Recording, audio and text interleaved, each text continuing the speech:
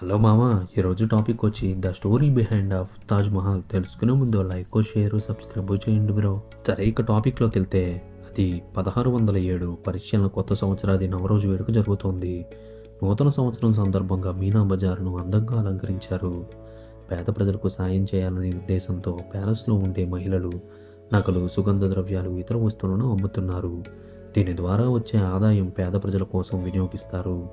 ముఖానికి ధరించే ముసుగు లేకుండా మహిళలు అక్కడ ఉన్నారు కాబట్టి చక్రవర్తి జహంగీరు లేదా యువరాజు మాత్రమే అక్కడికి రాగలరు.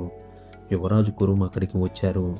వెంటనే ఆయన చూపు ఒక దుకాణంలో విలువైన రాళ్ళు, పట్టు వస్త్రాలు అమ్ముతున్న ఒక అమ్మాయిని ఆయన చూశారు.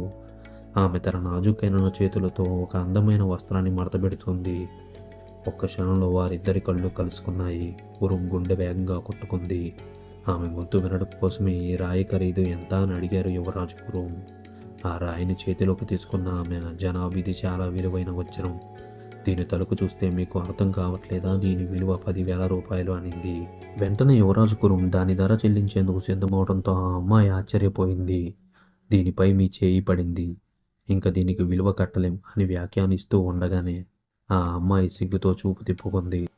మరోసారి కలిసేంతవరకు దీన్ని నా హృదయానికి దగ్గరగా ఉంచుకుంటా అన్నారు యువరాజు కురుమ్. ఇదంతా సరదాగా చేసింది కాదని అప్పుడు ఆ అమ్మాయికి అర్థమైంది. వణుకుతున్న గొంతుతో మళ్ళీ మనం ఎప్పుడు కలుస్తామనింది ఆ అమ్మాయి. ఆ మాటలు విన్న యువరాజు కురుమ్ నవ్వుతూ ముందుకు సాగారు. 2 రోజుల తర్వాత ఆ అమ్మాయి గురించి ఆరా తీయగా ఆ అమ్మాయి పేరు అర్జుమన్ బాను. ఆమె తాత మీరజ్ గయాస్ బేగ్ మొఘల్ నవాబు అక్బర్ పాలనా సమయంలో రాయల్ కోర్టులో చేరారు. ఆ తరువాత మంత్రి అయ్యారు. ఆమె మేనత్త మెహర్ ఉన్నీసా 1611లో బాదుషా జహంగీర్ను వివాహం చేసుకున్నారు. ఆమె తరువాత నూర్జహాన్గా పేరు పొందారు. అయితే వీరిద్దరి గురించి జహంగీర్ ముందే విని ఉంటారు. అందుకే తన కుమారుడు మొహమ్మద్ కురుమ్ అడిగిన వెంటనే ఈ సంబంధానికి ఆయన ఒప్పుకున్నారు. అంతేకాకుండా ఆస్థాన జ్యోతిష్యులు నిర్ణయించిన ముహూర్తానికి పెళ్లి చేయడం కోసం నిశ్చితార్థం తర్వాత 5 ఏళ్లు వేచి చూడాల్సి వచ్చింది. 1607 సంవత్సరంలో వీరి నిశ్చితార్థం జరిగింది. 1612లో అంగరంగ వైభవంగా వీరి వివాహం వేడుకను నిర్వహించారు. అర్జమాన్ బేగంతో నిశ్చితార్థం, పెళ్లికి మధ్య సమయంలో కురుమ్ యువరాణి కాందారీ బేగంను 1610లో పెళ్లి చేసుకున్నారు. అర్జమాన్తో పెళ్లి తర్వాత 1617లో ఇజునిసా బేగంను 3వ వివాహం చేసుకున్నారు. ఈమె మొఘల్ దర్బార్కు చెందిన ఒక వ్యక్తి కూతురు. ఆస్థాన చరిత్రకారుల ప్రకారం ఈ 2 వివాహాలు రాజకీయ సమ్మేళనాలు. అయితే 1612లో అంగరంగ వైభవంగా వీరి వివాహ వేడుకను నిర్వహించారు. రంగు, రూపం, వ్యక్తిత్వం వంటి గుణాలలో ఆ కాలపు మహిళ అందరిలో అత్యంత విశేషమైన మహిళగా అర్జమాంద్ను యువరాజు కురుమ్ అభివర్ణించారు. ఆమెకు ముంతాజ్ మహల్ అనే బిరుదును కూడా ఇచ్చారు. అది 1628లో 36 ఏళ్ల వయసులో షాజుద్దీన్ మహమ్మద్ కురుమ్ షాజహాన్ అనే బిరుదును స్వీకరించి సింహాసనాన్ని అధిష్ఠించారు. ఆసిఫ్ ఖాన్ ప్రధానమంత్రి అయ్యారు. ఈ సందర్భంగా భారీ వేడుకలను నిర్వహించారు. ఆ సందర్భంగా జరిగిన వేడుకలలో ముంతాజ్ మహల్ ఆభరణాలు, బంగారం, వెండితో తయారు చేసిన పూలతో ఆయనకు దిష్టి తీసింది. ఆమె ఎల్లప్పుడూ షాజహాన్కు సహచారినిగా, నమ్మకస్తురాలుగా, సలహాదారునిగా ఉన్నారు. అయినప్పటికీ ఆమె ఎప్పుడూ రాజకీయ అధికారాన్ని కోరుకోలేదు. అంతేకాకుండా ముంతాజ్ మహల్ తన మేనత్త కారణంగా చాలా ఇబ్బందులను ఎదుర్కొన్నది.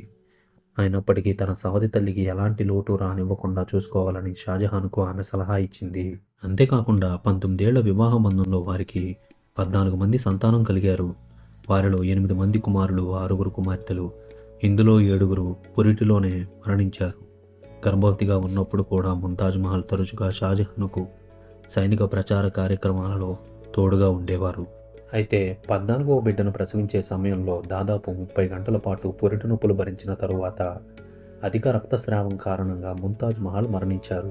అది 1631 జూన్ 17న బుర్హాన్పూర్లో ఇది జరిగింది. ఆ సమయంలో ఆమె భర్త డక్కన్ ప్రాంతంలో సైనిక ప్రచారంలో ఉన్నారు. బుర్హాన్పూర్లో గార్డెన్లో ఆమెను తాత్కాలికంగా ఖననం చేశారు. ముంతాజ్ మరణంతో షాజహాన్ తీవ్ర దిగ్భ్రాంతికి గురయ్యారు. ఈ విషాదం నుంచి ఆయన తేరుకుని బయటకు వచ్చినప్పుడు చక్రవర్తి జుట్టు నెరిసిపోయి వీపు వంగిపోయింది, ముఖంలో కళ తప్పింది. అయితే 1631 డిసెంబర్లో ముంతాజ్ మహల్ మృతదేహాన్ని ఆగ్రాకు తరలించారు. ఈ కార్యక్రమంలో ముంతాజ్ కుమారుడు, వ్యక్తిగత దాసి, వ్యక్తిగత వైద్యుడు, ఆమె కుమార్తెలు, దర్బార్లోని సాబికుడు వజీర్ ఖాన్ పాల్గొన్నారు. యమునా నది తీరంలో చిన్న భవనంలో ఆమెను సమాధి చేశారు. అయితే 1632 జనవరిలో సమాధి ఉన్న ప్రదేశంలో తాజ్‌మహల్ నిర్మాణాన్ని ప్రారంభించారు. దీన్ని పూర్తి చేయడానికి 22 సంవత్సరాలు పట్టింది. ఇది ఇతర భవనాల మాదిరిగా ఒక వాస్తు శిల్పం కాదు, సజీవ రాళ్లలో ఉద్భవించే చక్రవర్తి గొప్ప ప్రేమకు నిదర్శనం.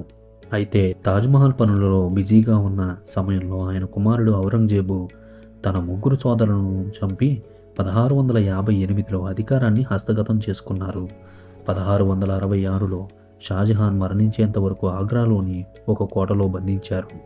షాజహాన్ తన చివరి రోజుల్లో ఎవరినీ కలవకుండా తాజ్‌మహల్ చూస్తూ గడిపారు. ఆయన చనిపోయాక ముంతాజ్ మహల్ సమాధి దగ్గరే ఖననం చేశారు.